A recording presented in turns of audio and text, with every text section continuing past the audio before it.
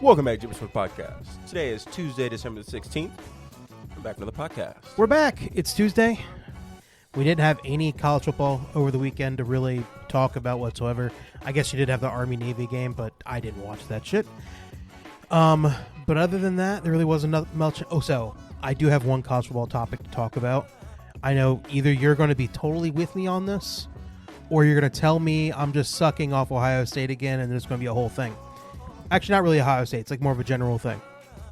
But then, obviously, we had this weekend's week 15 of NFL ball to talk about, which we're going to recap and do all that. And it'll be a little bit shorter podcast today. Well, I said that last time, and it still ended up being 2 hours. But I really think this will probably be an hour. No other news to talk about, so it's a problem. It probably, won't be that bad. We got stuff to do later. Yeah, unfortunately. So, this is my topic that I literally thought of right before we started, because this has been something on my mind ever since it happened. I think it happened on Friday after we had podcasted. Okay, I'm gonna give you two players, blind rankings. Okay, and just tell me if there is one you will automatically would take over the other. All right. Automatically? Yeah, for sure. No questions asked. Okay. Okay. This is player A, or we'll just say receiver. There's both receivers. Receiver A I don't want to do this anymore. has, for the season, Yeah. 79 catches, Yep. 1,156 yards, and 11 touchdowns. Mm-hmm. Receiver B has 80 catches, 1,086 yards, and 11 touchdowns. And that's without any context. Really not a huge discrepancy between them. 100 yards, right? Mm-hmm. And then you add the context. Yeah. One of them is named Jeremiah Smith. Yeah. The other is named Makai Lemon. Jeremiah Smith, the wide receiver, the number one wide receiver for an Ohio State Buckeyes team that went 12-0 throughout the regular season, lost in the Big Ten championship game. Makai Lemon, number one wide receiver for the USC Trojans, who went 9-3, didn't really have a big win throughout the season. They decided, whoever the media is, when they decided to vote on these awards. Lemon's a true freshman. No. No? Nope. Makai Lemon's a sophomore, just like Jeremiah. They decided the Blendikoff Award, which is the award given to the best wide receiver in all of college football. Mm-hmm. They gave it to Makai Lemon. Yeah. And I am a little bit freaked. Again, this is the same thing was when it happened with Marv. They took it from Marv to give it to Jordan Addison one year. See, and that then, shit was just crazy, though. There's a difference. That was some fucking bullshit. But I think it's the same thing in this scenario. I just think when you look at these two receivers who had very, very similar seasons when it comes to their stats, right? Who's Makai Lemon's quarterback? It is oh no, I am forgetting his name. It's hold on, I got you.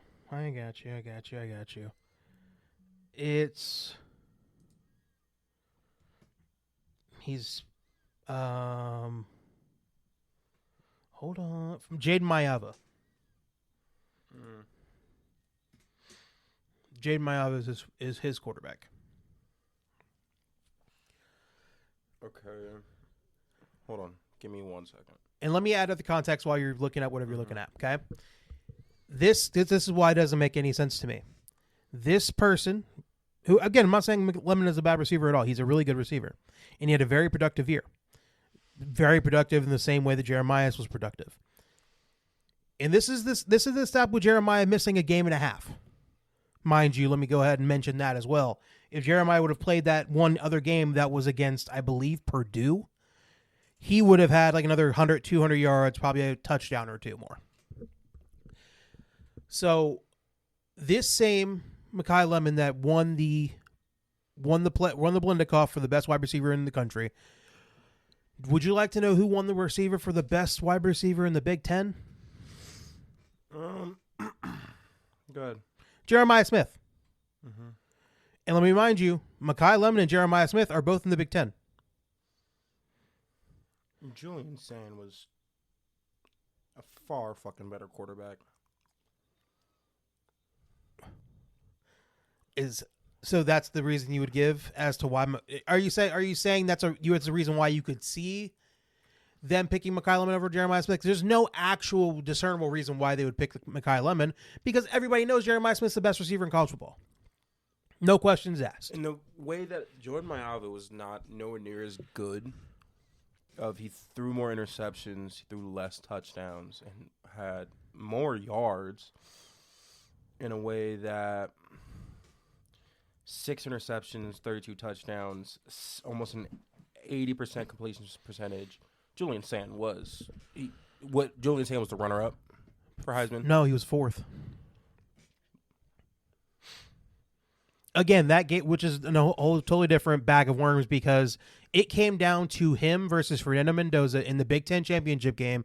It was pretty much decided. Fuck. 4th is crazy. Between the two, they were deciding whoever wins this game is going to win the Heisman.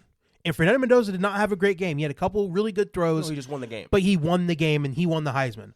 But that led to Julian Sand going 4th behind both Diego Pavia. Okay. Being at 2. Diego Pavia was very good. And Jeremiah Love being at 3. That one's crazy. And again, Jeremiah Love did not deserve to be in the Heisman conversation because guess what? If old boy last year didn't win it, and that would have been, why am I forgetting the running back's name for the... Genty. Yeah, if Ashton Genty did not win the Heisman last year, Genty had way better... Genty should have won. Way better stats last year. He should have won. So I'm saying it would have been a travesty if they would have given the Heisman to Jeremiah Love this year. He's the linebacker, isn't he? Huh? Is he the linebacker? Who? No, Jeremiah Love's a running back. I have no fucking clue who that is. He's a running back from Notre Dame. I know the running back. He's an awesome running back. Linebacker from Tennessee was like off a perk the whole year. No, so was the one from Jeremiah Love from Notre Dame, and he was very good, but he had his 2 worst games against the 2 best teams he played. And his stats were nowhere near what Ashton Genty had last year, and Genty didn't even win the Heisman. So I don't know how, again, that's totally separate bag of worms. I just don't know how Julian Sand ended up being 4th in that scenario. But I agree. I can understand what you're saying about the Jeremiah Smith thing. I think here's my negatives. Jeremiah Smith had a better quarterback. Okay.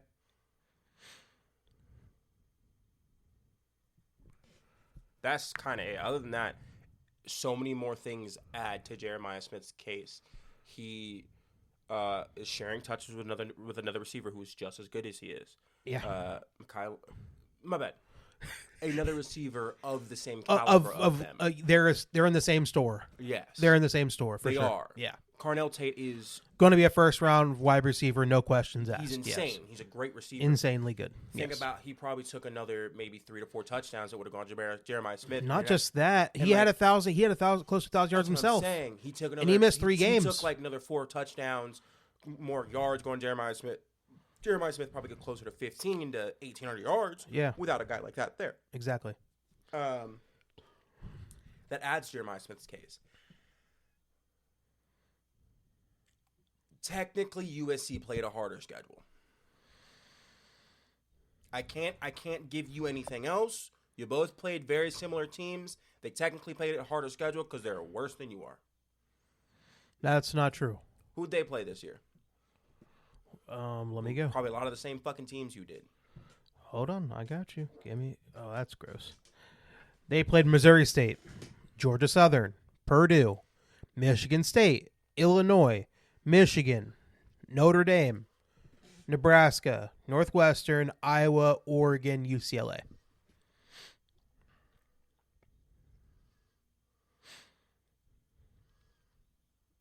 Both Ohio State and USC, they both play Purdue. They both play Illinois. They both played Northwestern. You didn't play Northwestern. We didn't play Northwestern. We both played UCLA. Okay, and then you're thinking about, okay, so we're gonna throw out the 3 games against the non-cons that were stupid against Missouri State and Georgia Southern. Okay, and we'll throw out your non-conference games of Grambling, okay, and Texas. Texas is much better than Missouri State and Georgia Southern. Texas was dog shit. And Texas was close to a playoff spot. Oh, that's crazy. Man, that's insane. Am I about to watch fucking Tulane in the playoffs?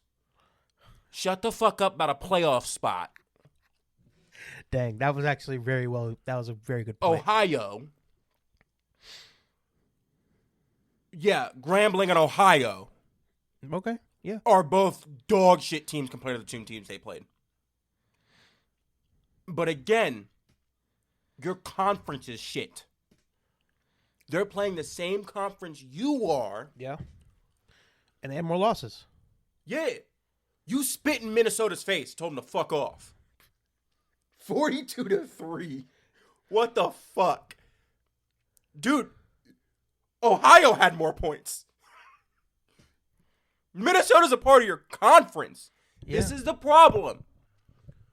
You are a team that is too good to be in your conference. USC is perfectly adequate to be the best team in a conference. They're a great team in the Big Ten. You have been the head honcho of the Big Ten for 140 fucking years. There's no one left close to you. So they get the cadence of these games are harder on them. If you would have dog walked Michigan State, and they beat Michigan State by a fair margin. 45-31. Okay, fine. It was not that close. I watched the whole game. It wasn't that close. Not once was Michigan State within a score. Okay, fine. Should that be used as a negative against Jeremiah Smith, though? That's not Jeremiah Smith's fault.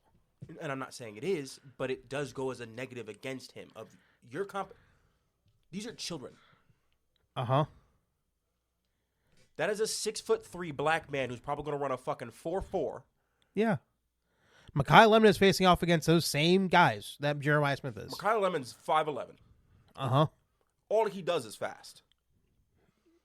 Yeah, he's like Puka Nacua. Being what he is. You're saying he's underachieving based off of what he is? I know, but it makes it less impressive. It's like the idea that, like, I was having this conversation with my friends about LeBron. LeBron's been doing it for so long that the things he does for, like, the last, 5 to 6 years, it's not as impressive because I've seen it for the last 15 years. Right, yeah. I get for that. For what Jeremiah Smith did this year, it's underachieving for him. I know what you truly are. This is underachieving. In a way that I don't know who the fuck that dude is. Another Zay Flowers? I just think that it should not be used as a negative against him when they had a very similar season, and everybody knows who Jeremiah Smith is. Everybody knows who he is. He's the best wide receiver in college football. College football, where if the team's way better than you, the bar be shaky. Yeah, that's for you sure. To everybody else. Right. But for a lot of these games for USC, these games are a lot closer than they appear. They don't have the number one defense in the college football. True. They don't have the number one offense in college football. Your defense... Ohio State's offense is not number one in college football. It's damn fucking close. It's like in the top 30.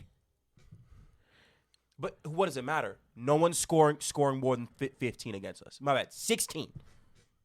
No one has scored... No, you're right. Nobody's scored more than 16. No one has scored more than 14 points against you. 16. Most. No one has scored 14 and below. 14's been the most that has been scored against you all year. Pretty sure Illinois had 16. Illinois... Oh, my bad. In literal garbage time, they scored 16.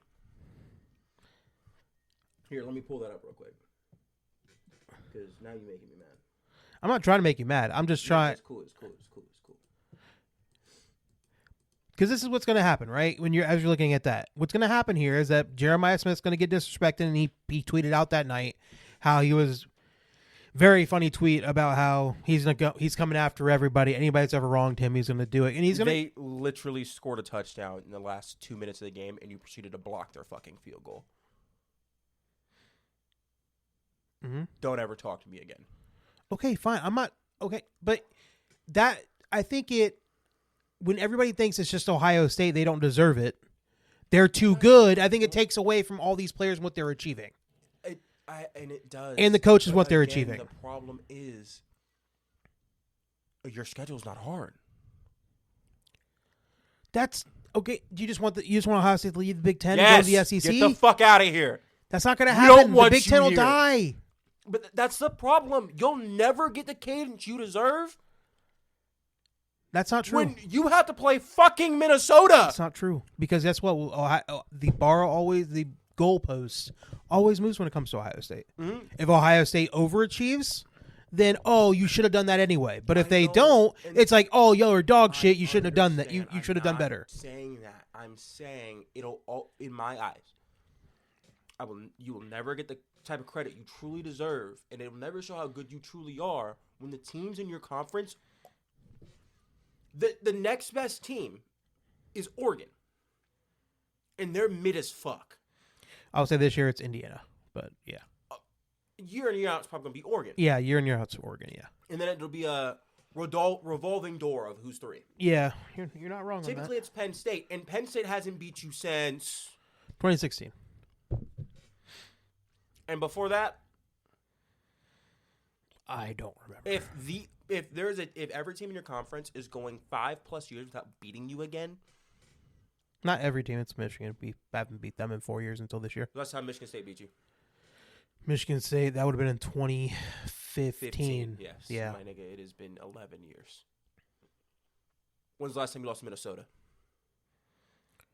Minnesota, that would have been back in 1963. No. Like, what the fuck? Minnesota. It would have been like 2017. Nope. It was the Urban Meyer year. Because that was one of the years we lost that game in like hilarious fashion. And I think that was the Dwayne Haskins year. I think that was 2017.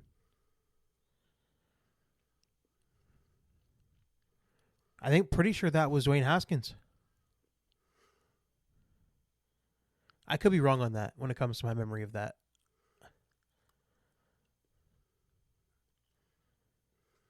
Was that right? No! Was it wrong? Which year was that? Minnesota last beat you in 2000. That's not true. 2000.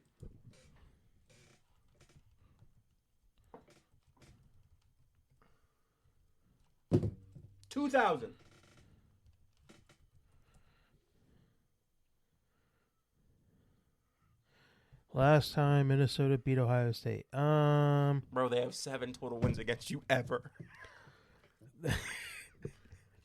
I'm on Minnesota's website, bro.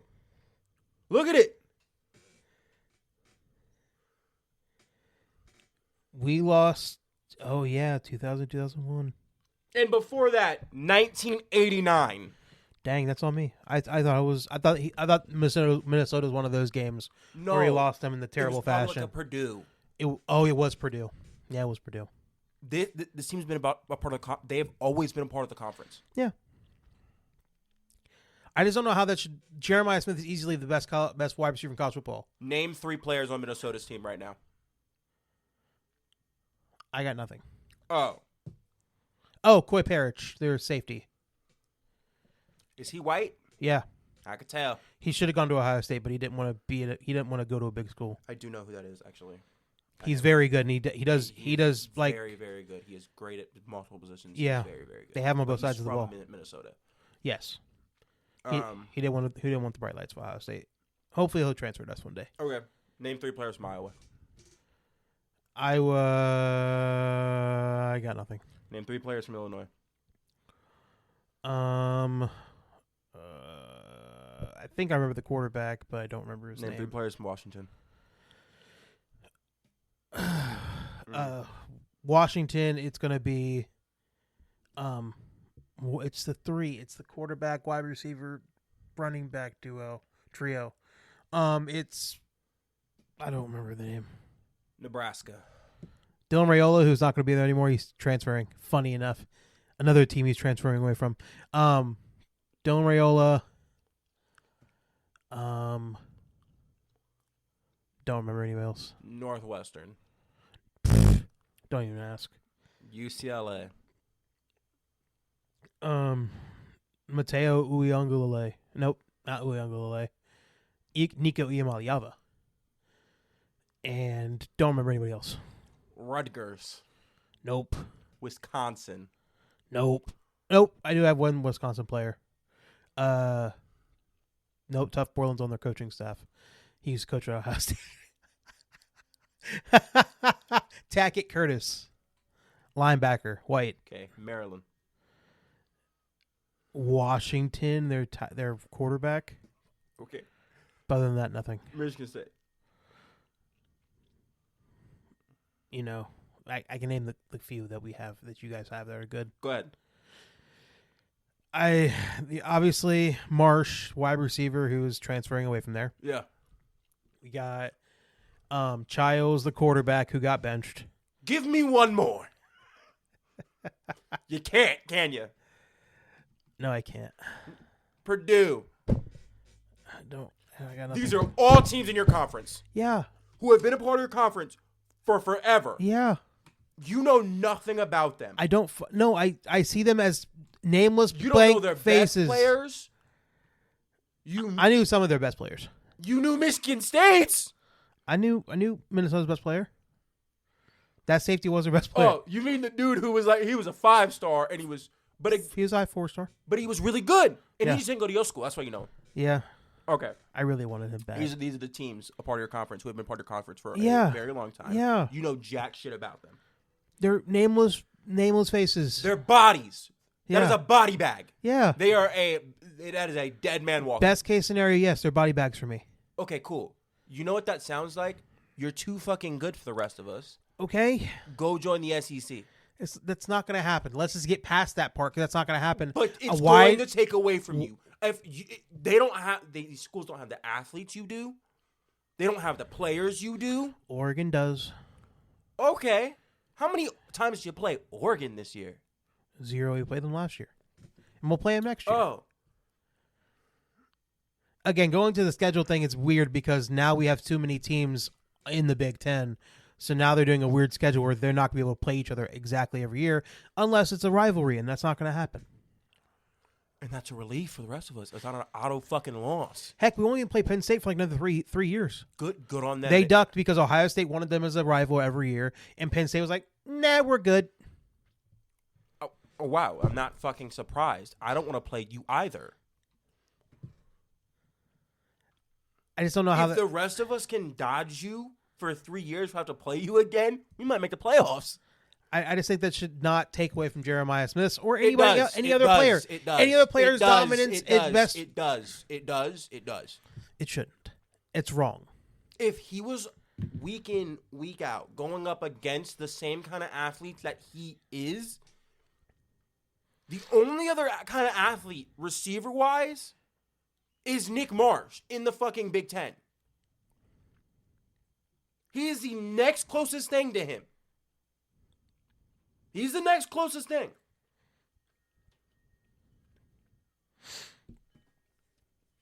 He has similar size. He has similar speed. But again, Nick Marsh was a middle 4-star. That was the best receiver in his class. Don't disrespect him, number one player in his class. You see the difference? I just feel like I just you're feel like splitting you should hairs. shut the fuck up. We're not splitting hairs. The schedule is harder for USC because the teams are better compared to USC. Compared to USC, these teams are better. Like it's the games are harder for USC. It's an individual award. Yes. Individually, Jeremiah Smith is a better player than Makai Lemon. He is the best wide receiver in college football. What DB did he go up against during the Minnesota game? Again, when we're talking about Jeremiah, we're cheating here. Oh, okay. There is no one DB that can lock down Jeremiah Smith 1-on-1. It's just not going to happen.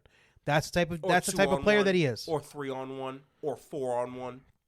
He's won against 2 and 3-on-1s in one matchups for sure.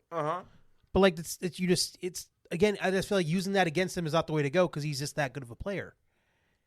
He deserves that award, and guess what? He's going to go out there next year and probably get the award, and then people are going to be mad at him for getting it. Same shit we're saying about Travis Hunter. How good is he really if he's not going up against similar athletes that he is? Don't fuck around. It's the same it is not. No, it is not. You made the same argument last year. How good is Travis Hunter when the athletes he's going up against aren't as good as he is? He was in the Big 12. It's so different. And you're in the Big 10. It's not fucking different. None of us are sniffing a goddamn 5-star. None of us are sniffing a goddamn 5-star. None of us. You know how many 5-stars Michigan State has recruited in the last 5 fucking years? 0. 0.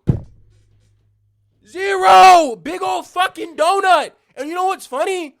We're one of the bigger schools in the Big Ten. You know how many fucking 5 stars Wisconsin's got? Or Minnesota? Taggart Curtis was a 5-star. Who the fuck is that? I don't know who the fuck that is. Linebacker. That's great. He went to USC and then transferred to Wisconsin. Get the fuck out of my face. Then that means he was probably a fucking 4-star or a 3-star transferring. We don't even get 5-star transfers. Guess who does? Caleb Downs. Fuck you. Shut the fuck up. We're not splitting shit. He has never gone up against a DB who is the same athlete he is, the same player he is, or even of the same fucking caliber of him. Texas, when we faced them not only last year, but this year. Oh, where they had to put 3 niggas on him. Okay. 3 motherfuckers. Oregon. Real quick. That's, and y'all still he still torched them. He still fucking torched them. He did. Not the same athlete. Not equal to him. You know the athletes, the kind of athlete he is? Do you know where they're fucking at? NFL, yeah, I know. They're in the ACC. They're not in the ACC. The They're ACC's in the ass. Oh, you're right. They're in the SEC. SEC players are ass too. We went and we faced Texas. Texas is so saying Texas.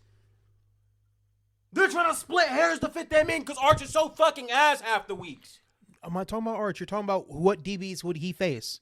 Name them. Name any of them niggas. None of them are going to the NFL. No, they are going to the NFL. None of them niggas are going to the NFL. I watched Jeremiah Smith fucking head top your ass. Stop saying Texas, they're ass. They are bad. Bad. I'm about to watch Tulane get dog walked, and I would have watched Texas get dog walked.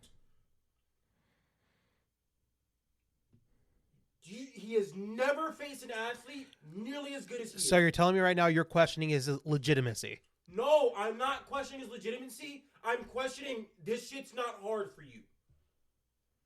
You have to face nobodies. These are nobodies. These are future accountants. These are future fucking goddamn retail workers. Okay, this is not that big of a. That's a. Okay, that is a huge overstatement. Yeah. You're telling me one of the DBs from Minnesota is going to the NFL?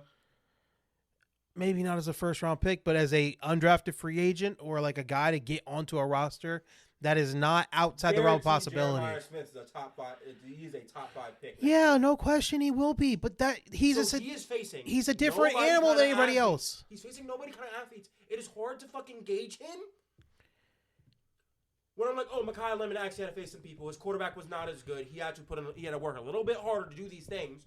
When I'm like, I won't know what Jeremiah Smith can really do. The award is given out for the best wide receiver in college football.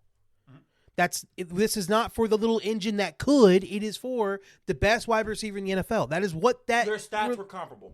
Yes. With Jeremiah Smith missing a game and a half because he had an injury. Like you already said, if in his favor, he had another first-round wide receiver on the other side of him that took away from him. He also had a quarterback who was up for Heisman.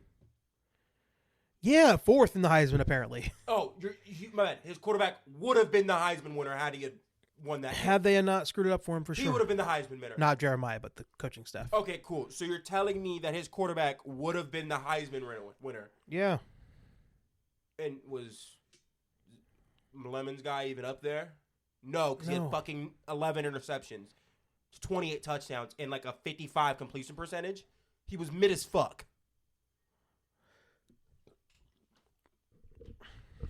How? You face nobodies. We are nobodies to you. You don't have to see actual football until you get to the playoff. We can all agree, y'all didn't lose to Indiana. You dropped the ball. Yeah. Cool. So you faced nobodies all year, and then bitch, you didn't get the award. After, I'm not bitching on my behalf. I'm bitching on his behalf because it's just what he deserves. We bitch about the SEC schedule while they're playing a random ass motherfucker. No, for sure. Playing a Big Ten team doesn't mean they're not a random ass motherfucker. You would have scored just as many points you were playing fucking Citadel. You could have swapped Minnesota for anybody of the FCS.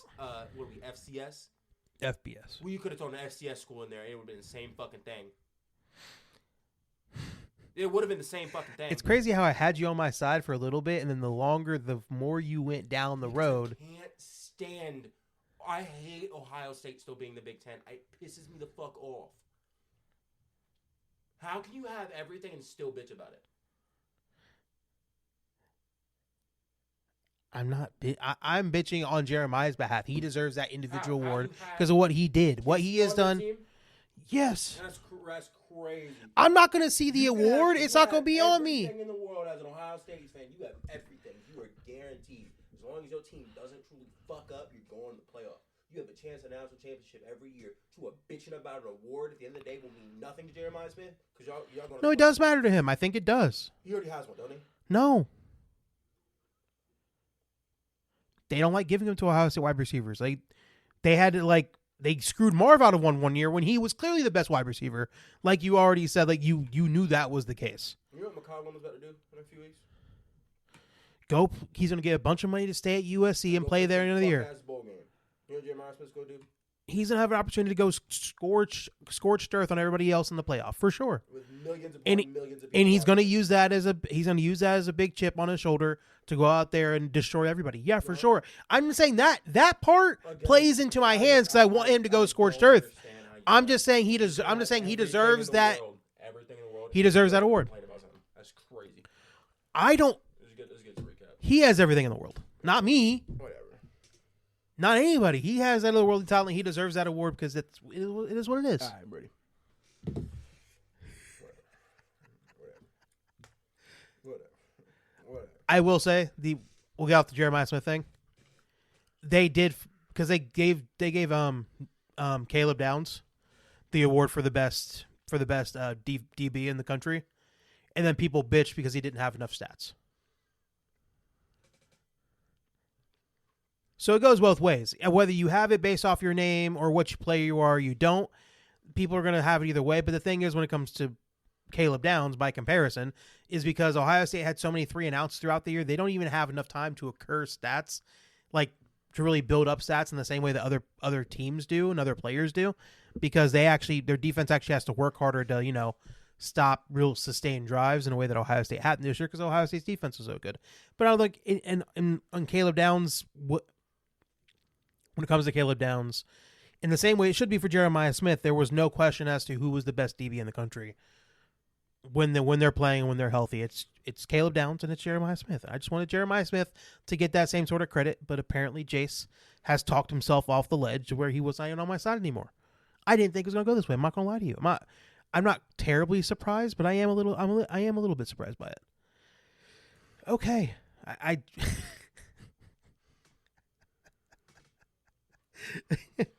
it got so bad when you were just you were. The only part I was mad about is when you compared him to Travis Hunter. That's a much different conversation. Much different. I'm gonna tweak. Shut the fuck up. All right. We have the college football. We have the college football games coming. The first round of the college football playoffs coming up this weekend. But we will do our game previews of that on Friday when we do our next pod, along with the previews of the NFL for Week 16. So let's go ahead and get to the NFL. Let's just get to the games and we'll talk about the other injuries and stuff as we go.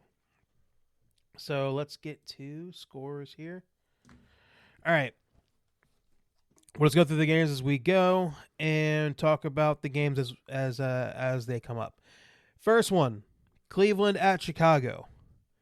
Bears win the game 31-3. Game wasn't close. I will have to say that this might be the first game of Caleb's where I'm like, maybe there's a chance he's really figuring it out when it comes to, he's still very inconsistent. It's up and down. But when I watched him in this game against a very good Cleveland Browns defense, I'm not going to say all-time good but Cleveland is easily in the top 5 defenses in all the NFL. Caleb went out there and he shined in a very good way. 17-28, 242, 2 touchdowns, 0 picks. He did what he had to do. Did you see the one throw he made to DJ Moore in the back of the end zone through 2 different DBs from Cleveland? the ball literally should have been picked, and he just put it literally in the perfect spot where neither of them could get to it, and DJ Moore got it. So like when Caleb Williams does stuff like that, it's like, oh, that is what people were talking about when they were promising he was going to be one of the best quarterbacks in the NFL when he got drafted. But it has kind of been a little bit of a struggle up to this point. But with Ben Johnson, you could just tell Ben Johnson is really like ironing some things out for him and making things easier. And you can tell, and credit to him, because I'm not the first one to give credit to Caleb Williams. I've been more of like a pessimist when it comes to him throughout his NFL career so far. Maybe it's because of how much hype he got coming out of college and all of that. But he's done what he's had to do. He's gotten better. Will he have to be more consistent? Yeah, for sure. But I think that's only something you can prove over time. But when you have a game like he had, that's a game Chicago usually loses. Game you can start to have a little bit of expectations. You go out there against a team you definitely should beat, and then they don't do so. But Caleb went out there, played very good football. They ran the football well. DeAndre Swift had 98 yards, 2 touchdowns. And he went out there and balled out. And it was a very good game. I think we do have to have a little bit of this conversation. I do have to put my foot in my mouth in this scenario. It's not about Shedeur. Shedeur was ass. He went 18 of 35, 177, 0 touchdowns, 3 picks. He was awful. It was not good. And the Bears defense is not great. Like, they're fine. It's serviceable, but it is not a awesome defense that you're like guaranteed to be bad with. I will have to eat it when it comes to my favorite player, not really, Myles Garrett. He's 2 sacks off of having the record all to himself. Not tying. He's 2 sacks off. He's at 21.5 right now. He's going to break the record. He's going to destroy the record. He's probably going to have a few sacks over. Bro, they play the Bengals week 17. That nigga's about to destroy the fucking record. And he could go sackless the rest of the season. Week 17, he's in Cincinnati. No question, man. He's about to fucking dog. No question. He's going to get it. And this is what I'll have to give him. In the days where TJ Watt and him were both healthy and TJ Watt was outplaying him, but people were still giving Myles Garrett all that credit, I had a real gripe, okay? But over the last year and this year, TJ Watt, age is starting to get to him, injuries are starting to get to him. He's definitely taking a dip, and Myles Garrett is sitting there in his athletic prime. He's right there at 30 years old. He's doing awesome. Is he feasting off a lot of bad teams because they have a very bad, when it comes to their schedule, they're playing the worst teams on, like, they're playing a 4th place in the AFC North schedule every year. So is he feasting a little bit? Yeah, for sure. He's having these games where you're having 3, 4, 5 sacks in multiple games. He is feasting off of bad offensive lines. But I just think to a certain degree, we have to give him the credit that he's doing what he's doing right now. And that includes me having to say this statement that I hate to say right now, that he is the best defensive end in the NFL right now. No questions asked. It's made a little easier by the fact that all the other dudes either play for a sucky team or are a little bit older and injured or, just tore an ACL. That's also another big one that's happened over this past weekend. So Myles Garrett, give him all the flowers in the world, even though he's playing with the Browns and he's, he's one of those, he antagonizes Steeler fans when he does the things he's done over the past. He knows that. He's never apologized for it, but he's also looking for people to feel bad for him too, which I don't like how he plays both sides, but it is what it is. But all in all, having an awesome season, one to remember for a long time, and at the rate he's going at, he's probably going to break that record by 2, 3, 4 sacks, and it's probably going to be almost close to impossible to get based on how the rules are going and all of that. So absolutely amazing for him. He'll own the record book, and it'll go how it goes on that. I'm just lucky that DJ Watt's gonna be close to the top of that when people go to look up that the record books for years to come. That's all I gotta say. But yeah, let's see. We already said Shedeur was bad. So here's the thing: if the Browns have a top 5, like a top 10 pick, top 5 pick, is there a quarterback worth taking? Can they afford not to take a quarterback? I mean, kind of. You really think so? Bad game, dude. Shut the fuck up. Next thing. I'm not talking about this with you. You don't like Shador as much as you can already. I'm just saying. So you'd be willing. Let's get my opinion out of it. I don't want your I'm asking you. I'm asking you for your answer. I think it's fine. You would forego taking a quarterback unless there's one you fall in love with. There's no quarterbacks that are good enough to fall in love with at all. Okay. I think the only guy that I would think of is maybe Dante Moore, the guy at Oregon. But there's no guarantee he's even coming back. He's either coming to the NFL. But, Arch, by the way, they said his dad told ESPN that he was going to be going back to school, which I'm not surprised about. I think he needs another year of kind of figuring it out. And I think he did start to figure it out by the end of the season for Texas this year. No, probably, obviously not enough, but I'm saying you could start to see, if he really does figure it out and get some things squared away, he can be that talent that people were saying he was before this last season started. That's all I'm saying. Next game, Ravens, Bengals. Ravens 24, Bengals nothing. Burrow had probably his worst outing he's had in a very long, at least in his NFL career. I don't think he's had a game this bad. It's probably his worst outing as a professional. No, I totally agree with that. No, for sure. Again, maybe his first year at LSU when he was very bad. Then that's probably the last time that he had an outing this bad. 25 of 39, 225, 0 touchdowns, 2 picks. And those picks were not pretty. One was a tip pass from Jamar. Yes, it hit Jamar's hands, then popped right out, and then It wasn't a great thrown ball, though. It was high, right? It was another high ball. But it did legit hit both of Jamar's hands and just fly up to Kyle Van Noy. And he was getting pressured on the other one, and he just threw a duck up there. And then, oh boy, Kyle Van Noy grabbed it, handed it off to another Ravens defensive player that took it all the way back to the house, which is a very selfless play right there.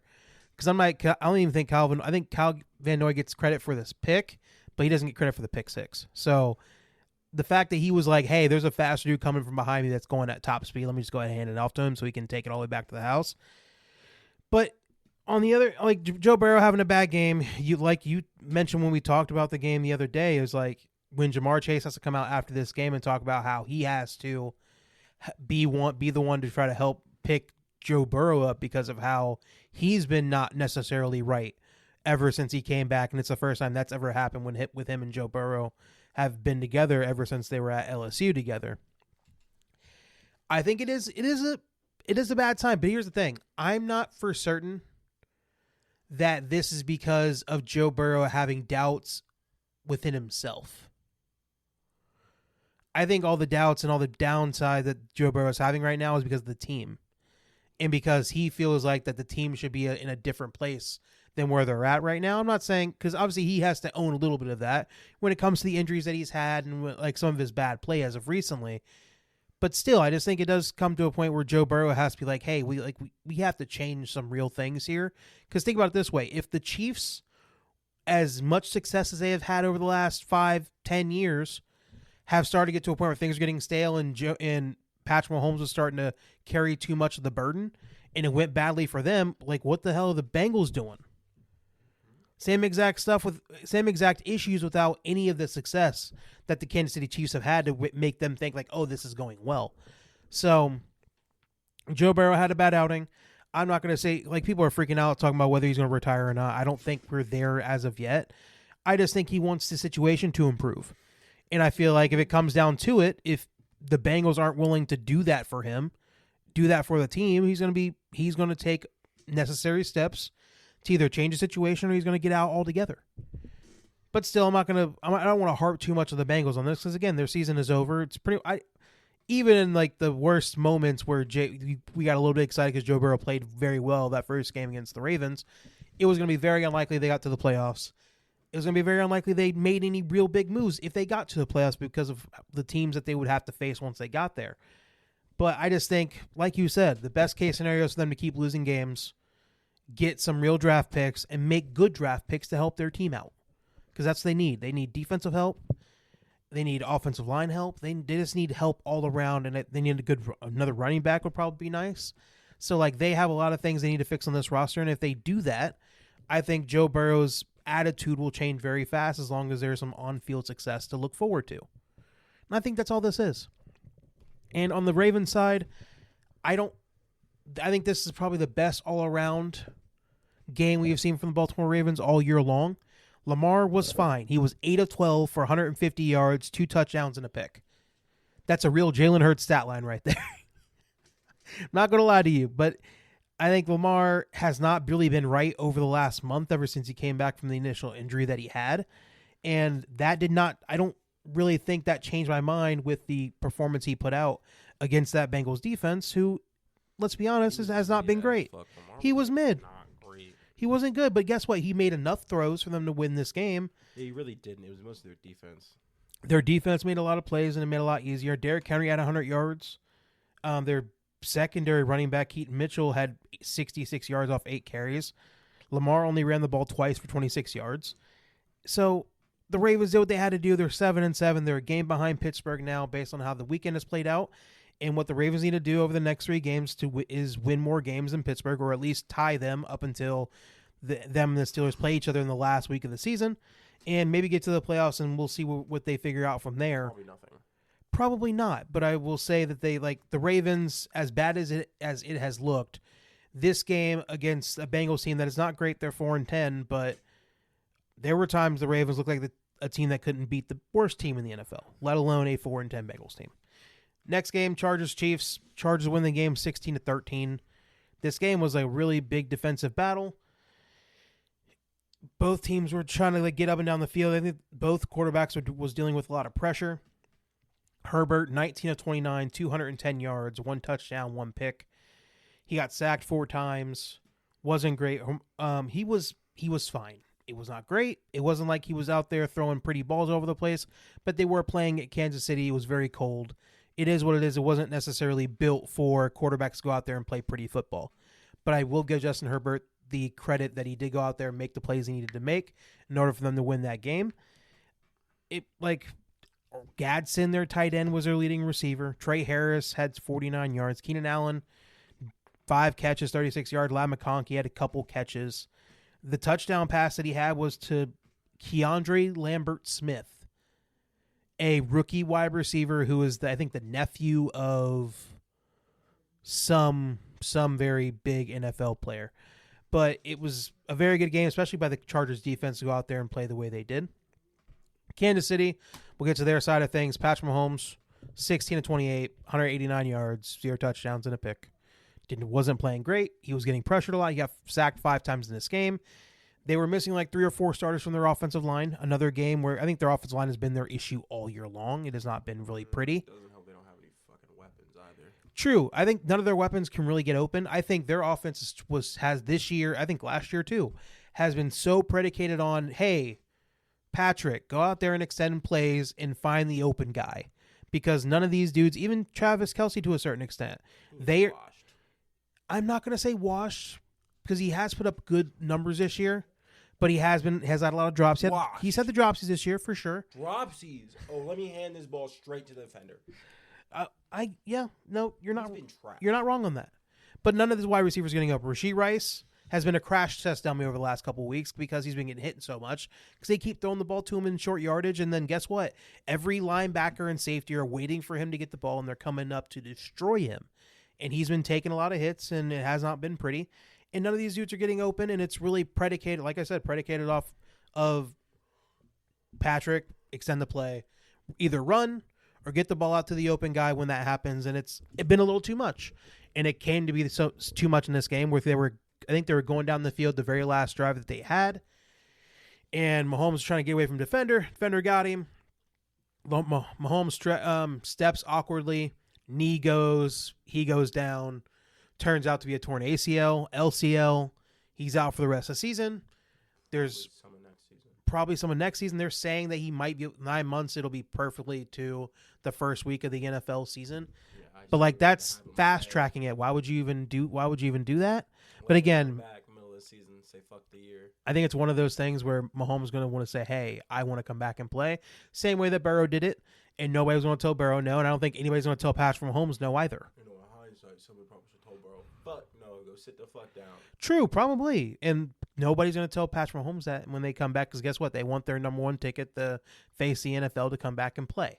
So it was a very bad injury for him to have. Honestly, it's been kind of building up over the last year because he's taken so many hits. But again, nobody's going to sit here and say that a torn ACL and LCL is one of those that it's not like a calf injury where it's like obvious, hey, you have a strained calf and then it turns into a torn Achilles. So it's not necessarily that direct of a correlation, but it was an injury that happened. It's going to mess up Kansas City for a while. I think this might lead to them having to redo what they're doing right now. I think they're going to have a lot of big ticket players that are on their roster they're probably going to have to get rid of. They've always been a very good drafting team, but I think they've been sitting on their laurels a little too much, and some of their draft picks haven't gone as well over the last couple of years they've drafted. So they're probably going to have to let a few guys walk in this upcoming offseason. Know that Patrick Mahomes may or may not be able to come back week 1 starting of next year. I think Andy Reid a little bit when it comes to, because we all know how good of an offensive coordinator that he is / head coach. I think that offense is a little bit stale. And again, partially some of that could possibly just be because his wide receivers can't get open. But I think for the most part, a lot of teams know what Kansas City is trying to do. And I feel like it's made it a lot easier, even with Mahomes extending plays and stuff like that. It's made the job on him a lot harder. So I do think maybe they can get a little bit of it. I'm not saying get rid of Andy Reid by any means, but I'm saying maybe if they can get, because I think somebody I've heard on a different podcast make this point, is that their offense looked the best that it did when they had the one guy as their offense coordinator. I think it was, why am I forgetting his name? Eric Bieniemy. The offense coordinator that nobody wanted to give a head coaching job to, and then he went and took the offense coordinator job at UCLA. Didn't work out well. And then he's been coaching, I think, like quarterback, something like that in the NFL for the last couple of years. So, like, their best offense they had was when they had a different guy, at least be able to be a different voice in the room other than just Andy Reid. And then ever since he left and they haven't really got anybody else in there to kind of like be able to switch up the offense a little bit, it's kind of been very Andy Reid based, and I think it's gotten stale. So I think if they just get some more guys in there when it comes to wide receivers, maybe some more defensive players that'll be a young infusion and maybe become the next pillars of this Kansas City Chiefs team. Because think about it, what the Patriots did over 20 years when Tom Brady was there, they changed up their team multiple times over. The only two constants of that team were Belichick, Tom Brady, and Gronk. That's fucking it. Everybody else, they were switching out. They were switching out like old underwear. Yeah. And again, that was a little bit of the shrewdness of Bill Belichick, but it worked for so many years until it stopped working for Tom Brady because he needed a little bit more high-tiered talent around him offensively in order to keep him being successful. But like for 20 years, man, for most of those 20 years, it was them kind of just keep changing people around in order to kind of reinvent themselves every single time. And I think the Kansas City Chiefs are going to have to do that now if they want to stay on their Patriots-like trajectory of being the next Death Star of the NFL. And not just having these last 7 years be a blip on like, hey, remember when the NFL was dominated by the Kansas City Chiefs for those 7 years? If they want that to be a longer-term type of thing, they're going to have to reinvent themselves and hope that Patrick Mahomes can come back from this injury, because we haven't seen what Patrick Mahomes looks like when he is like only a pocket guy. For his whole career, he has been a guy that can extend plays, run when he needs to. It's not like he's been out here like Lamar Jackson where he's like running all the time. But he really does predicate himself, like his game, off of his creativity and him extending plays. But if he can come back and he's not the same player when it comes to again, he was never the fastest in the first place. Nope. But if he doesn't have that little extra gear that he had before coming off that knee injury, because he's 30 years old, it's not like he's like 24. Like I feel like that's a lot different of a timetable when it comes to returning from an injury like this. So like what happens if he becomes a Patrick Mahomes that is a lot more, hey, I am stuck in the pocket, I'm not going anywhere? Will he be able to make that next transformation of himself to be more of just a pocket type of guy and be able to keep pulling off the magic that he has over the last 7 years or so? I think that is a big question that they're going to have to answer, that he's going to have to answer over the next couple years once he comes back from this injury. But But I will say, Chiefs no longer in the playoffs. We get to have one playoff run without having to worry about the Chiefs being in the Super Bowl again. Yeah. That's good for us. Again, I never wanted to be with the backdrop of Patrick Mahomes going down with such a gruesome injury. Nobody really wants that. If you do, you're an asshole and you don't deserve to be a sports fan. But I will say that the Chiefs not being in the playoffs, I think a lot of people are rejoicing by the idea that at least maybe their team has a shot in the AFC to go do something in the playoffs, because there is no King Kong that everybody has to deal with, and like we probably aren't going to beat that. But that's it. Congrats to the Chargers. Chiefs, they're going to have to take a little bit of a rest here. Hopefully for them, they'll come back stronger. I hope not, because I don't want them to come back and be doing what they're doing over the last 7 years. But, it is what it is. Next game, Commanders-Giants. Commanders win the game 29-21. Jackson Dart did come back and play in this game. He played very well. 20 of 36, 246, 2 touchdowns, and a pick. They ran the football very well. They had 146 yards total rushing in this game. Tyrone Tracy was like the player of this game. They didn't win, but he had a very awesome game. 15 carries, 70 yards, and a touchdown. And then he also had a touchdown catch. That touchdown catch was kind of awesome, but he was a former wide receiver. Not necessarily as impressive when you know that, but again, it was. He's been mostly a running back for them. But it was Washington, led by Marcus Mariota, 10 of 19, 211 yards, 1 touchdown, 0 picks. Didn't make the bad mistakes that screwed over the Washington team. They ran the football for 145 total yards in this game. Krosky Merritt was the leading rusher with 96 yards and a touchdown. Terry McLaurin, 3 catches, 69 yards and a touchdown. He came out and had a great game again against a very bad New York Giants secondary. He was going to eat them all day long. The fact that he only had 3 catches and 69 yards in this game was kind of a miracle, because that secondary for the Giants is absolutely awful. But it was a very good game by Washington. They're 4-10 now. They're done for the season. Obviously, their season is over. But they've already said that Jaden Daniels is going to be gone for the rest of the season. They're not letting him come back. He should have never came back in the first place. Coming off of that elbow injury, he should have stayed done for the year. Their season wasn't going anywhere. They let him come back anyway. He re-aggravated the injury, and who knows what long-term effects that's going to have potentially. I don't think so. But again, they're fucking around. You might find out if you play with fire a little too much. Gone back out there at all. He should have never been back out there. It doesn't make any sense. Was already over. So like, and if anything, it only helps you because you can go have a very good pick in the draft to help out your player. Maybe get you a defensive guy that maybe can be a real pillar on the defense side of the ball, because your offense has all the talent right now. You probably need some defensive guys to help you out because their defense is absolutely atrocious. Dog shit. But yeah, good win for the Commanders though. Next game, Eagles-Raiders. Eagles won the game 31-0. Wow. This is the most dominant game from start to finish. Sounds like the Raiders are dog shit. The Raiders have been dog shit all year long. Kenny Pickett, 15 of 25, 64 yards. That's who thought about the Raiders? Yeah, Kenny Pickett, because Geno got hurt last game and then wasn't able to play for this game. But Kenny Pickett was awful. 64 yards, 0 touchdowns, and a pick. Ooh, that's better than Geno. Genty, 9 carries, 35 yards. Oh, also had 4 catches for 7 yards. Again, I've been making it a bit of me making fun of Ashton Genty, but I think I have to throw this out there.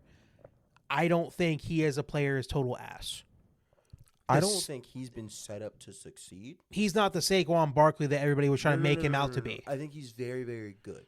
I think you put him behind a bad O-line, a bad organization, and you picked him too high. Yeah. He was too high. They thought they were going to be a team that can start off running with a brand new head coach, obviously being why am I forgetting his name? Pete Carroll, who was a winning coach. Thought was fine. It's just you didn't fix any of the problems. They put the cart before the horse. Yeah, you threw a. Sorry, they put the horse before the cart. Oh, the horse does go before the cart. You said it right the first time, bud. But I was saying Genty's the horse. I was trying to make him. He's the workhorse back. I tried. It was a bad. But I think he could be a workhorse back. I think your O line is so unbelievably dog shit. Yeah.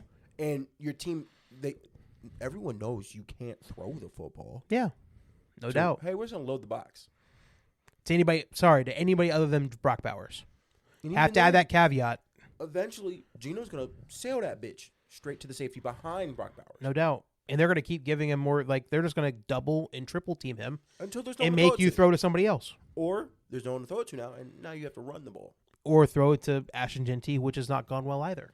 So again, this dog shit organization made a dog shit decision Right. by picking up a running back that honestly way too fucking high of a pick. Way too high. And I just think the only running backs that would have been picked this high that would have been able to do something with this offensive line is like the likes of Saquon Barkley and Christian McCaffrey. Like those are the dudes that can do something with a shitty offensive line. because we've seen them do something with shitty offensive lines. And they're like This is otherworldly like, creatures. No one is doing this. I can Right. name there's legit 2 running backs in the NFL I can name that probably do something with this O-line. Right. And one of them's Saquon, and the other one's CMC. But they can do so much more outside of just running the football Right. in a way that, like, Ashton Genty was set up to fail. And there's star power with them that is the only thing Ashton Genty has. No, I think he's good. I think he's a 1,000-yard back. Oh, yeah, for sure. Guaranteed every year. Maybe he'll give you a couple, like, boom seasons where maybe Yeah. he may get 1,200 yards, 1,300 yards. I think he's a good running back.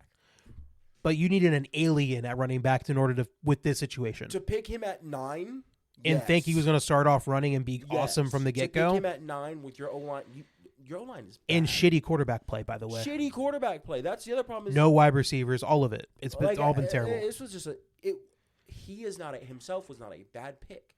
Right. The pick should not have been a running back. The situation was The terrible. pick should have been a receiver, a DB, a O-lineman, A quarterback. a defensive lineman. In this last year's draft, there was on to take. How that draft went? Oh no, probably not because they were Who the fuck was? they had their hopes set on this last draft. You're right. There was They picked nobody. at 9. Yeah, there was nobody in this last year's draft. It was Ward again. It was Ward and then like nobody the fact else. Y'all never once took Shador was crazy to me. That was a team people were hoping that would This pick one him. does yeah. baffle me. Yeah. Of Shador was there for 4 more rounds, and y'all never once took him. They did pay Geno like $90 million. You mean they were robbed? They did rob them, but they gave it to him willingly. Like dumbasses. They gave it to him willingly. But again, y'all still could have picked him in the 5th round. Oh yeah, they easily could have picked him up. Picked twice before the. But that's the thing. That's the thing with Shador. Everybody just didn't want him to be a loud backup. Nobody wants a backup that's more famous than your starter. It's true. That's it. That's like the main thing in the NFL. They want a backup that is not just going to It's been the problem. show up to work, Happens- punch their ticket, and that's it. It becomes a problem. That's what happened to Carson Wentz if his backup was more famous than he was. Cam Newton. That's why Cam Newton ended his career as soon as he did, because he was, no matter what team he went to after he wasn't a starter with he was too loud. Not necessarily that he was loud. It's just he's too talented. Once he shows up on your roster, everybody's like, as soon as your quarterback struggles, hey, why ain't that dude 6'4", 250 pounds that can throw the football a mile? Why isn't he playing? Like, that's it. Like, so that's the thing. And again, there's how they do it when it comes to talent, which is like Cam Newton. And then Shador, he's going to make a few comments every once in a while that's going to make you like, oh, why isn't he our starter? So it's like, that's like the main thing. They just don't, not to mention his father, which hasn't turned out to be a big issue, but Dion has been dealing with his own health issues. So who knows what it would have been if Dion has been able to focus on everything the way he usually is. Who knows what that could have been, but he's been dealing with his own thing. But, it's just, like you said, the Raiders, they should have picked up Shador at some point. And but no, they're stuck with Kenny Pickett right now. But the Eagles did get it figured out, at least again, can you really give the Eagles any credit for winning this game? Probably not, because of how ass the Raiders are. It's crazy. They didn't pick up a quarterback at all. They didn't, no. Like Anybody. Will Howard was a 6th round pick? Will Howard, 7th round pick. What the fuck? Yeah. That is a prototypical quarterback. Yeah. Is what it is. I'm like, my bad. Now I'm God damn, I've never seen a team make such shitty. You needed a quarterback. Yeah. Geno was 35. Geno's never going to be a long-term solution. He was never a permanent fix. You should have Right. had at least something. No, they didn't do it. They just said, hey, we're going to trade for Kenny Pickett, and then that's about it for us. That's all they needed. Again, there was no way they were going to think Geno's going to be as ass as he's been this year, but because he's been told. Again, you've never been a Geno believer at all. And I was right. You were right. And real quick, it didn't even take long to prove me right. Yeah, but this nigga immediately went out there, threw 3 interceptions in the first game and no touchdowns. Let's be honest. You were so right. You couldn't even thought you were going to be this right. No, I knew I was going to be right. Everyone was like, "Oh, they're so good," and I'm like, "No, he does a lot of picks, and his team's really good, and JSN's really good, and Tyler Lockett's really good, and DK Metcalf's really good, and he had 2 really good running backs, and he had a pretty good O-line and a great That defense. is true. That is true. Well, he was coming from a very good situation. Stacked team. He was. Good defense, great receivers, good O-line. Shake my hand, great running backs. Shake my hand. That's a very good take. And I'm just saying, Good take. with all those great things, this nigga still threw 15 interceptions. That is true. Yeah. Nope. And then was Perfect also point. the cause and catalyst for them losing certain games. And I told you all this, and you're like, no, I think we'll be fine. I'm like, okay. The Raiders are a dog shit team. With They a are. dog shit organization. They are. Which is, I'm just saying, if anybody wants to go through Geno's track record, which is why he didn't do good when he got drafted on the Jets. Dog shit organization. Yeah. Nothing around him. Yeah. You're not wrong. Played like dog shit. Now, Yeah. he just turned out to be not that good anyway. Great organization. Everything around him. And he's, He was not going to. He lost you football games, but he wasn't necessarily. He was a okay quarterback in a very good situation. For sure. Sam Darnold looks like a god. Yeah, but even Sam Darnold has the ass moments and the worst times. True. Sam Darnold's not going to be the whole reason you're going to lose this regular season game. In the playoffs, he had to be seen. The regular season game, he's not the reason you're going to lose this game. And he can lead you to victory in a way that Geno, I'm like, fuck, this dude's going to throw a pick. No, you're not wrong. I'm just waiting for one to happen. With Sam Darnold, Sam Darnold can throw the ball out of the fucking Oh, yeah. room. Talent, it's a totally different he is stratosphere. a supremely talented quarterback. His arm is elite. It's can he deal with the pressure? It's in between the ears, man. It's all in his head. It is. You know, honestly, up here is fine. As soon as there's somebody running at him, Everything goes to shit. everything's out the window. Everything goes to shit. That ball is now up for grabs. Yeah. Because he is throwing it in harm's way. Yeah. I don't even know why. I'm like, just throw the bitch out. Yeah, just throw it away. That's all you have to do. But Calm the fuck down. again, when he does calm down and he has a good receiver to throw to, he's insanely good. Jalen, 12 of 15, 175, 3 touchdowns, 0 picks. I swear, when this dude doesn't have to throw a lot, he's always very good. But it's just, can they figure that out on a week in, week out basis is probably not how that's going to go. Saquon, 22 carries, 78 yards and a touchdown, had a big game. Dallas Goedert had 2 touchdowns, 6 catches, 70 yards. Devontae Smith had 50 yards off 2 catches. A.J. Brown, 2 catches, 41 yards and a touchdown. He really needed that touchdown because he wasn't doing shit. And then he finally got the touchdown. And I'm like, okay, at least they can breathe a little bit. Because if A.J. Brown hadn't done shit in this game and they blew out the Raiders, you would have heard from him. With no doubt about it. But Eagles, they're 9-5. The Cowboys lost. We'll talk about that here in a bit. So the Eagles, I think they're going to win the division without much of an issue. Cowboys. Oh my fucking god. Yeah, we'll get there. Made McCarthy look like prime Tom Brady. I watched this nigga gritty to the end zone. Dead ass. Yeah. Oh my fucking god. I've never laughed so hard watching a game. Insane. Insane. Jags, Jets. Jags won the game 48-20. Trevor Lawrence might be figuring it out. No. He went 20 of 30 again against a very bad Jets team. 20 of 32, 330 yards, 5 touchdown passes. Also had 5 carries, 51 yards and a touchdown. So he had a very good game. He was awesome. He did everything he had to do. They're getting the ball to Travis Etienne. He had 3 touchdowns in this game. 3 catches, 73 yards, 3 touchdowns. Brian Thomas Jr. had a touchdown catch. Bashal Tutin had a touchdown catch. Again, it's a very bad Jets team that had Brady Cook as their starting quarterback for this game. 22 of 33 for 176, 1 touchdown and 3 picks. So Jets never had a true shot to win this football game at all. But again, you have to give the Jaguars credit for going out there against a team that is obviously a lesser team than you, and they went out and took care of business, did what they had to do. Next game, Texans-Cardinals. Texans win the game 40-20. Texans might be the scariest team in the AFC if they keep going at this rate. CJ is starting to figure things out. That offense is starting to figure things out. CJ went 22 of 29, 260 yards, 3 touchdowns, 0 interceptions. And the Cardinals are not a terrible team. They have a terrible record, but they are not a terrible football team. And their defense is a team that's going to at least give you a strong out. But the Texans did everything they wanted to do in this game. They ran the football for 143 yards in this game. Nico Collins, 3 catches, 85 yards, 2 touchdowns. Dalton Schultz, 8 catches, 76 yards, and a touchdown. I've been saying this all year, that Houston Texans defense is literally the best defense in the NFL without a doubt. And if that offense can just get even to a point where they can just be consistent and score points and get touchdowns instead of just most of the time, not even saying all the time. If they could just get more touchdowns and field goals, Texans like coming into this playoffs, what are the quarterbacks you're going to have to deal with? Josh Allen, and then who the fuck else? An old Aaron Rodgers. You're going to have to deal with Bo Nix. Like, the quarterbacks you have to deal with, there's nobody that's going to, like, destroy you. Maybe other than Josh Allen figuring it out, but guess what? Josh Allen's had trouble with his defense over the last couple of years.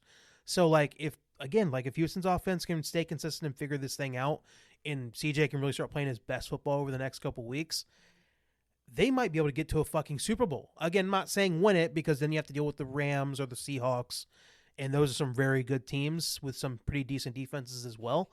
But Houston might, like, they could just be that team that comes out of the AFC if everything breaks their way. Next game, we got Broncos-Packers. Broncos won the game 34-26. Bo Nix, for everything I say about him, had a decent game. He had 23 of 34, 300 yards, 4 touchdowns, 0 picks. They didn't run the football that effectively. RJ Harvey, 19 carries, 65 yards, and a touchdown. Cortland Sutton had a great game, 7 catches, 113, and a touchdown. Franklin, 6 catches, 85, and a touchdown. Lil Jordan Humphrey. Who names their fucking child Lil Jordan? 3 catches, 42 yards, and a touchdown. So the way I look at it is just felt like watching this game that Denver was able to do a lot. Heck, it was a back-and-forth game. Packers played great. Jordan, not great. Jordan Love, 24-40, 276, 1 touchdown, 2 picks. They ran the football for 115 yards. Matthew Golden got the ball. He was the leading receiver. I think 2 guys, him and Jaden Reed, both had 55 yards receiving. And it was back and forth, but it was just, at the end of the day, Denver's defense just played a lot better.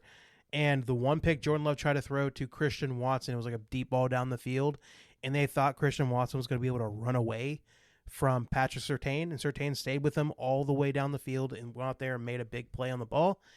It was just one of those things that, like, against any other DB, I think that ball goes Christian Watson's way, and it's a touchdown. Patrick Surtain went out there and hawked that ball down and took it, and that was like kind of the big difference. It didn't help. Injury to insult that they lost Michael Parsons in this game with a tore his ACL. He's done for the year. Yeah. Another player, like, he's still very young, so I think he'll be able to come back from this injury and be fine. But I just think that they made the move for Michael Parsons thinking that this was going to be their Super Bowl year, and they finally got to a point where Jordan Love was playing his best ball, and it felt like that, hey, if Jordan Love can keep playing well, then you have Michael Parsons doing what he's doing on the other side. Like, they had a real chance to, like, be a Super Bowl contender. Yeah. And it just felt like, again, another team making a big move to go all in to try to make their team go for this year takes a huge hit. Again, they could still be a very good team in the NFC, but it's just, I felt like the Michael Parsons thing was like the move to put them over the top. And unfortunately, they won't have the opportunity to use him in those big games against those other big teams in the NFC in order for them to get to the ultimate Super Bowl like they're looking for with Jordan Love as their quarterback. So, is it weird to say I feel like it's not possible with Jordan Love being their quarterback? Like, he just makes too many mistakes in a game, and he throws so many almost interceptions. He does. Eventually, they're gonna stop being almost interceptions. Because let's be honest, he's not all that talented. He is not one of the better quarterbacks. He's like a top 20 quarterback. Consistently, he's not one of, like, when it's on, he looks like the best quarterback in the NFL. Like, how often is it on? That's the question, right? Is that he has not been able to be consistent enough over a long period of time. But here's the fucking thing. Eli only needed 2 times where he did it. Otherwise, in his NFL career, he was 50% winning percentage. Eli had a supreme defense behind him. In one, but then the other, he carried that team all the way. He did. You just need 2 runs. Heck, Joe Flacco even had a fucking run where he went on a tear. Supreme defense behind that. That's true, yeah. Ed Reed. But again, that's what Michael Parsons was supposed to be. He was supposed to be the key to a supreme defense because they have a decent secondary. They have one of the better safeties in the NFL with McKinney. Like, so they had, like, their corners aren't necessarily all that great. No, they're kind of mid. They're kind of mid. But again, overall, they had a very, like, a good defense. It wasn't, again, you don't necessarily need to have the top defense in the NFL to go win a Super Bowl. You just need to have enough of everything. And what Michael Parsons was supposed to give them was getting that enough of everything. A guy in the big moments that can go be your star, or at least get the star type of treatment, and that'll open it up for the rest of the guys on your defense. Like, that was what Michael Parsons was there for, and now they won't have that. So that'll be the big question, especially after they gave him all that money. So, like, the only thing that makes all that worth it is getting to a Super Bowl and winning it. Maybe just getting to a Super Bowl. Winning it is a totally separate thing, but getting to a Super Bowl would make it all worth it. Unfortunately, even if they do get there, it will be without Micah Parsons because of that injury. But it was a very good game between the Broncos and Patriots, though. Next game, Rams-Lions. Rams won the game 41-34. Matthew Stafford was awesome in this game. Kyren Williams was very good. Stafford, 24-38, 368, 2 touchdowns and a pick. They ran the football for 159 yards total in this game. They really do have a two-back system now, Kyren Williams and Blake Corum. I think they had like 150 yards between them both, 3 touchdowns. Like, the way they're able to switch off between those two running backs and still get very good running back play out of both is a very big plus for them on top of all of the other weapons that they have on that offense. Puka Nacua, another great game, 9 catches, 181 yards. Kobe Parkinson, their tight end, 5 catches, 75 yards, 2 touchdowns. Devontae Adams, 4 catches, 71 yards. He did get hurt in this game with a hamstring injury, so they're saying he might be out for like a month or so. But again, they're going to make the playoffs. They literally can just tell Devontae Adams, take his time. We'll see you again in the playoffs, so make sure you're good and healthy to go once we get there. I think that'll be their big plan, because the way the Rams are playing right now, they look like the best team in all of football without much of a question. And the way they beat up on the Detroit Lions on Sunday was a very, very big game, because it wasn't like the Detroit Lions played terribly. Jared Goff, 25 of 41, 338, 3 touchdowns, 0 picks. Jahmyr Gibbs did not get going at all in this game. They could not run the football at all. Gibbs had 38 yards rushing, and Montgomery even only had 32 yards rushing, so like they weren't able to run the football. And again, that Detroit Lions team is a lot different team when they're able to run the football, and then they set up play action off of that. But even without running the football, St. Brown, 13 catches, 164 yards, 2 touchdowns. Jamison Williams, 7 catches, 134 and a touchdown. It has got to a point in this game where that Detroit Lions defense is so beat up. Like, they just don't have anybody other than Aiden Hutchinson. They don't have anybody else in that defense to really look. Even the safety, why am I forgetting that guy's name? Branch, he got hurt. So, like, they just have nobody on that defense. They're just so banged up in the secondary.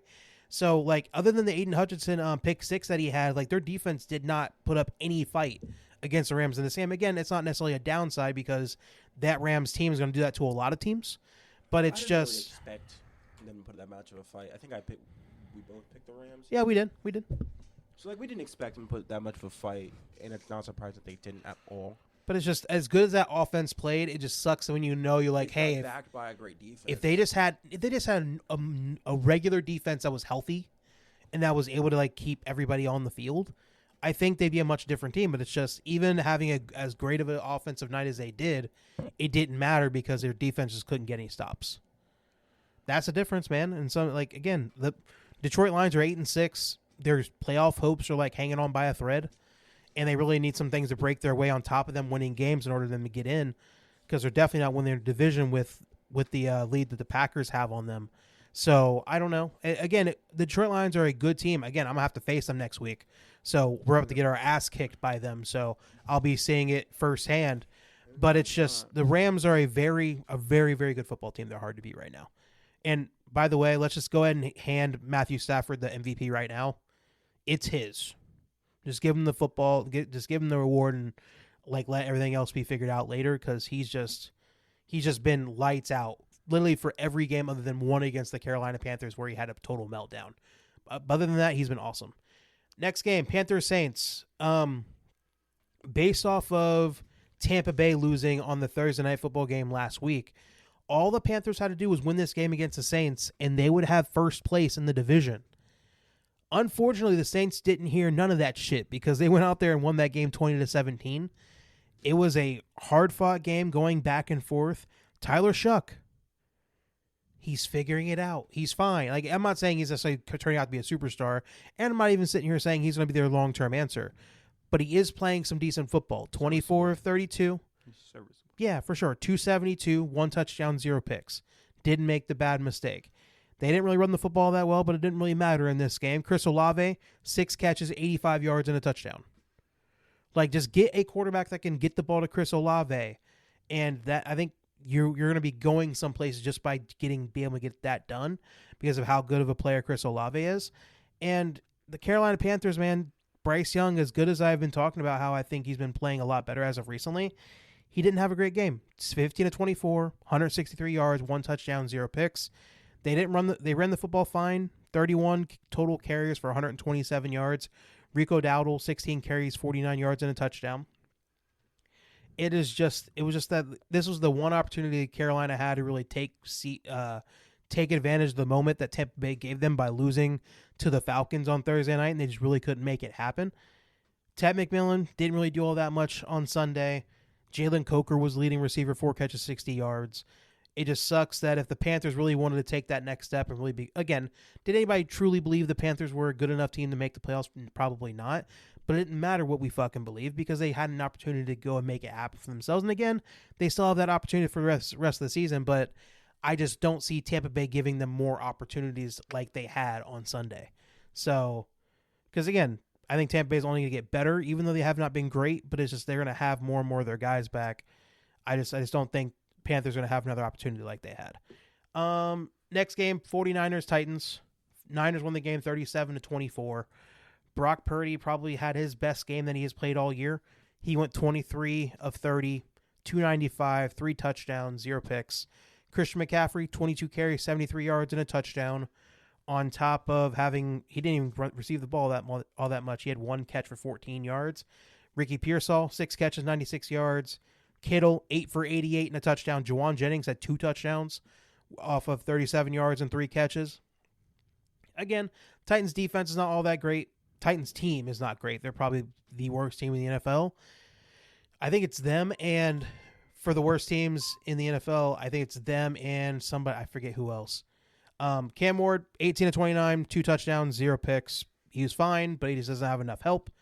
They ran the football decently, but it's just, again, Titans just have been struggling all year long, and it just is what it is with that team. Next game, Seahawks, Colts. Phillip Rivers turned out to be fine. He wasn't terrible. Real quick, at 44, and a week ago he was on the couch. 18-27, 120 yards, 1 touchdown, 1 pick. And that's fine. The one play he had where he was going on the drop back and he tripped over his own feet. He looked like he was 100 on that play. And then he tried to get up and get a couple yards out of it. It looked so sad. Yeah, I was like, oh, that's old man. That's senior. But real quick, the only thing I was confused about, why didn't y'all should have been throwing a fucking DB at his ass. They did not. They did not blitz him. It felt like they looked at him and said, "Hey, we're not going to push the issue today. We're not going to give him any easy ones by letting him potentially get one over the top. So we're going to drop everybody. We're not going to blitz him, and we're just not going to, I think, not try to hurt him, honestly, because he did not look like a guy that's been ready to play football. No, but real quick, he was out there. He was slinging the football. He was slinging might be a little bit of a strong word. I ain't played in 5 motherfucking years. Would we like to play a quick game of who would be better? Which old man would be better than Phillip Rivers in that game? Uh-huh. Tom Brady. When did he last play? Tom Brady, 3 years now? It's been 5 years. Yes. Go ahead. Who's the next one? I was thinking like Eli because they're around the same age. Nigga, Eli? I think Eli could... But again, I see Eli on the freaking broadcast. He looks like he's been working out at least. Phillip Rivers doesn't look like he's worked out for shit over the last 5 years. Nah. He's in Utah making kids. Alabama, even worse.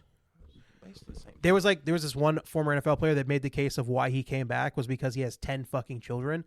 And because he's been gone for 5 years and his insurance would run out this year.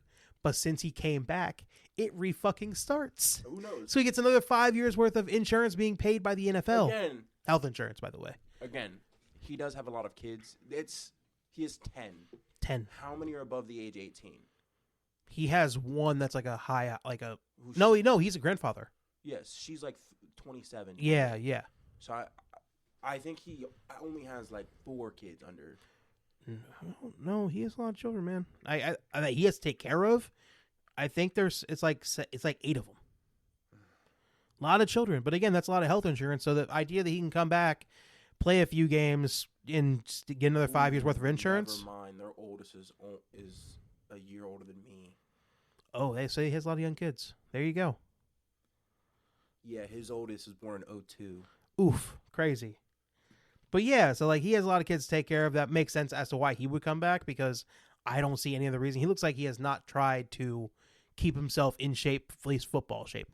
He looks fine. He's not fat out there, but he doesn't like he's in football shape. He's in dad shape. He's in dad shape. He's been doing his thing. Being a coach in being a high school coach in Alabama. Doing fine. But it's just, when I look at it, it looked like Seattle defensively was just taking it easy. They should have won this game by a lot more. The fact that they were in a close game with Indianapolis in the second half was kind of bad. Kids under 18. Well, there you go. It's a lot of health insurance right there. A lot of doctor's visits. Kids under 18. And he has a grandchild now. All of them being paid for probably by him. These kids are accidents. No, he's no, the spacing between them is too. He's leaving it in, my boy. It's too weird. 23. Not another kid until 3 years later. Yeah. Not another kid until 19. That seems like not another kid for another 2 years. 17. That seems like they're just trying to be reasonable, not have a bunch of little babies around all at the same time. 17. Then it goes down to like 15. Yep. Then goes like to 13 or 12. 14. 12. 10. Yeah. 14, 12, and 10. You can't have that many mistakes. You just have it chopped off at that point if you have that much of an issue. 6. 4 years. And 2. Again, other than health. 2. His grandchild and his youngest child are like the same age. They'll be in high school together. Yes. Yeah. That last one was a fuck up, and then the 6-year-old probably was too. Hey, it is what it is, man. I guess if you can take care of him. 6-year-old and 2-year-old are like, my bad. Apparently, he believes he can take care of him. Then, if he can't, he's going to come back and play a few NFL games to make sure he has the health insurance taken care of. So again, he probably lives well within his means in Alabama. Like, I don't think the housing market is too crazy there. So, but no, I think the Seahawks. It was a game they kind of took off altogether. They should have won this game by a lot more. But I just think in general. Where did Phillip Rivers play most of his career? Chargers.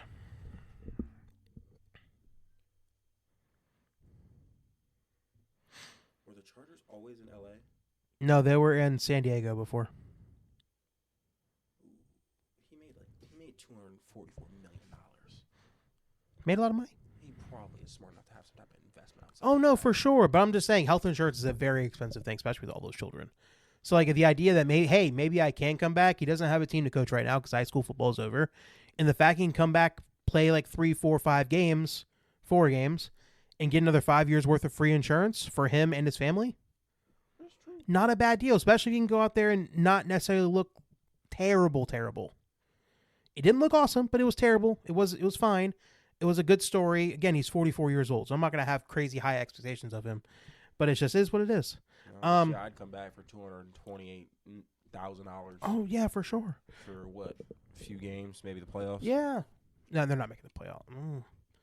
Would you want to see him in a playoff game? I wouldn't. Like, I just don't want to see that at all. Because then you won't have teams willing to go be nice with him. They're going to be sending the house, and then he's going to die in the football field. That's it. Why not? I'm bored. Maybe. Next game, Vikings-Cowboys. Vikings win the game 34-26, like you had said earlier. It was so bad that Jace McCarthy, the guy that has been asked all year that their fans weren't even convinced could get the job done, was grittying into the end zone against this Cowboys team. JJ, 15-24, 250 yards, 2 touchdowns, and a pick. Again, none of those yards went to Justin Jefferson at all. 2 catches for 22 yards. The fact that they cannot get Justin Jefferson involved at all.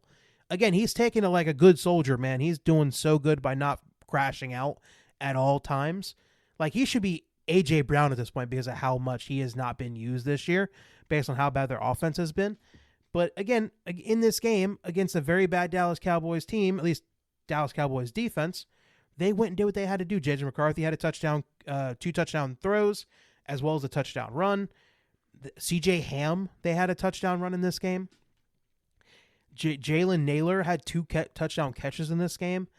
Again, it's just there was nothing the Cowboys could do because their defense could not get any stops against a very bad Minnesota team. Dak Prescott was fine. 23 of 38 for 294. No touchdowns, no picks, though. Javonte Williams, 15 carries, 91 yards, and a touchdown. Malik Davis had a rushing touchdown for them. CeeDee Lamb, 6 catches, 111 yards. And then I have to go down to see George Pickens for 3 catches for 33 yards. George Pickens is doing the George Pickens thing again. Again, it's kind of started last game when he was making a huge deal about how much he wasn't trying. But I feel like this might be the end of his time with the Cowboys at the end of this year.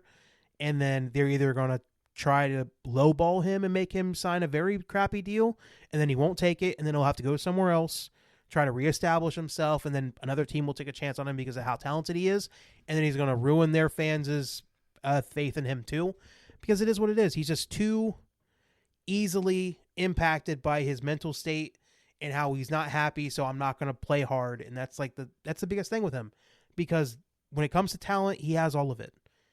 All the physical ability, he has all of it. So, all he needs to do is have the thing in between his ears working right. And for too often, it's not working on the football field the way it needs to. But yeah, Cowboys, their season is practically dead. They're not making the playoffs and all that. I'm surprised Jerry Jones hasn't said shit about the Micah Parsons thing, because that is something Jerry Jones would be more than happy to do, is talk some shit about an injured player. But as of right now, he hasn't done it, so I'll give him a little bit of credit that it hasn't happened yet. Last but not least, the Monday Night Football game last night, Steelers-Dolphins. Steelers won the game 28-15. The Dolphins really didn't do shit until the fourth quarter, where they scored 2 touchdowns with why am I forgetting his name right now? With Darren Waller. He had 2 touchdown catches in the fourth quarter. But Devon Achane was the leading receiver in this game, 6 catches, 67 yards. For some reason, they have a very. Do you think Jalen Waddle's a 1 or a 2? There was a time where I thought maybe he could be a 1. No, he's a 2. But he should be getting all the catches in the world without Tyreek Hill involved. He should. And he hasn't done shit. Maybe it's because their offense is so bad. Maybe they're just not using him in the way they need to. But they're making him a slot receiver. He's not even an outside guy with how they're playing offense. But it's just, again, they paid him all that money and then he's playing like ass. When he should be the number 1 guy getting all the targets in the world. But he's getting out-targeted by freaking Darren Waller in this game. And Devon Achane. Again, Achane is an awesome player, but he's a running back. So, the Dolphins didn't do a lot. Tua got sacked 4 times in this game. He went 22 of 28, 253 yards, 2 touchdowns. The one pick he had was a straight-up duck into zone coverage. He has a league-leading 15 interceptions on the year, and all of those interceptions are against the zone defense. Every single one is against the zone defense. So Pittsburgh Steelers took advantage of it, did what they had to do. Aaron Rodgers, 23 of 27, 224, 2 touchdowns, 0 picks. Kenneth Gainwell, 13 carries, 80 yards. Jonnu Smith had a rushing touchdown. Connor Hayward had a rushing touchdown. It's the first time in 50 years that 2 tight ends on the same team have a rushing touchdown in the same game. A rushing touchdown is crazy. They literally literally did a what is that? Not a handoff, but a pitch to Jonnu Smith as a running back, and he ran it in for a touchdown. Absolutely insane. DK Metcalf, 3 catches, 55 yards, and a touchdown. Kenneth Gainwell had another 7 catches, 46 yards. Marquez Valdez-Scantling, a guy that nobody's really heard of in a while, but he got a touchdown catch in this game. But it's just the only problem I have with this game. Again, we won. It was very good. I won a bet last night off of this game. I was very happy about that. But the problem is that the way this AFC is kind of breaking out, I might be forced to have faith in the Steelers team to do something in the playoffs.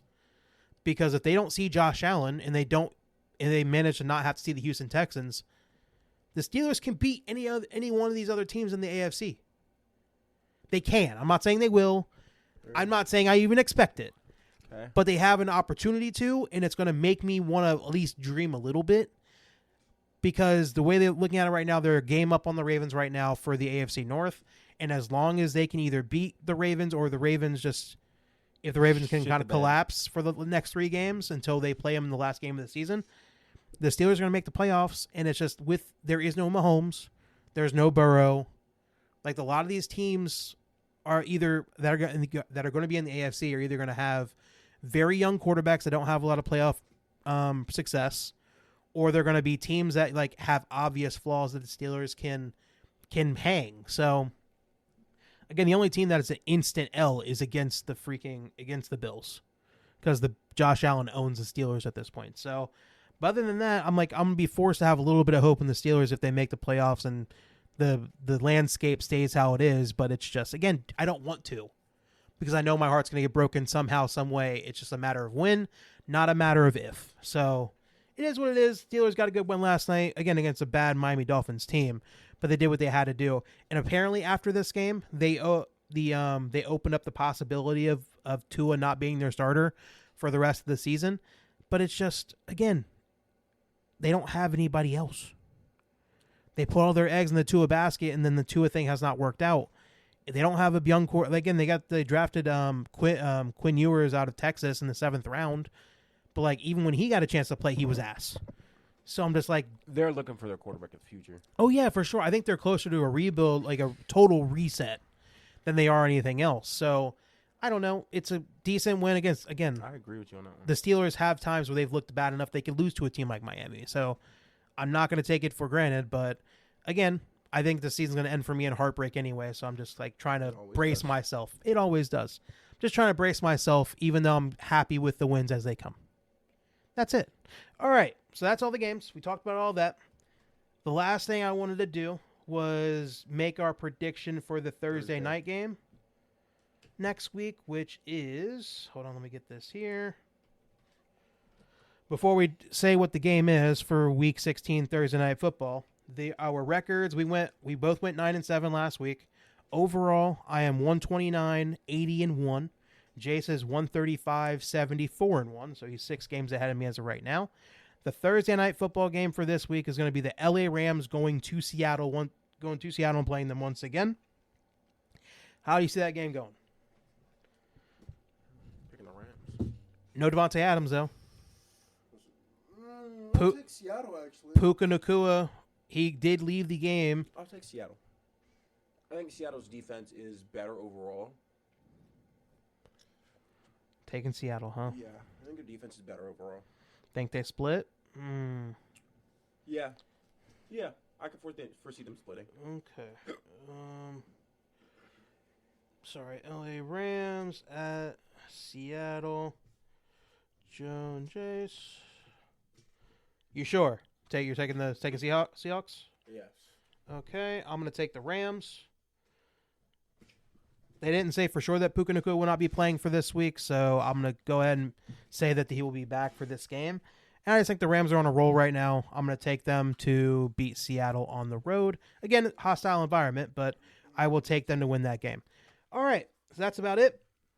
Done enough talking about the game here. We'll be back on Friday to do another pod, to do the prediction pod for all the college football games coming up this weekend, as well as the rest of the Week 16 slate of the NFL season. So that's about it. So let's end the podcast here. If you've been listening for a while, we appreciate you. If you're just now jumping on, hopefully you like us and enjoy us enough to join us on this ride of listening to us talk about sports in the dumbest way possible.